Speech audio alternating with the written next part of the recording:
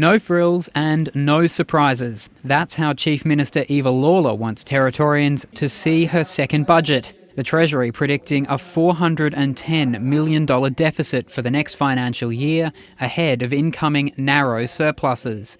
The Chief ready for an election fight on bread and butter issues. I've heard from Territorians they want to focus on addressing crime and antisocial behaviour. We already knew today's budget would include a $100 million boost to the Education Department and $300 million for remote housing, with the help of the Commonwealth. There's also more money to address the Territory's crime and social issues, with an extra $89 million for police this year and $57 million to convert 2 facilities into new women's prisons. And while health is getting a $100 million increase from last budget, that's only because of a $200 million blowout in the Territory's hospitals. I'm not going to give them another $200 million next year. That's only going to encourage bad behaviour. They're getting $100 million and they need to work on making sure that they get their budget back into a better position.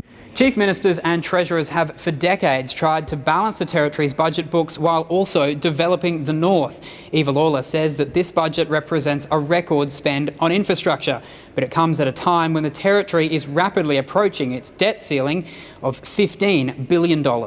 That infrastructure spend is slated to be more than $4.4 billion over coming years, including the sealing of key roads, new art galleries in Darwin and Alice Springs, and redesigning Jabiru as a tourism hotspot. But the cost of the infrastructure pipeline means debt continues to balloon. Last predicted to sit under $10 billion, today Treasury estimates debt will rise to more than $12 billion over the next 4 years, a debt the government will look to curb using the gas industry. You cannot complain about hospital wait times, you cannot complain about your schools, your education, you can't complain about potholes in roads if you do not support an onshore oil and gas industry.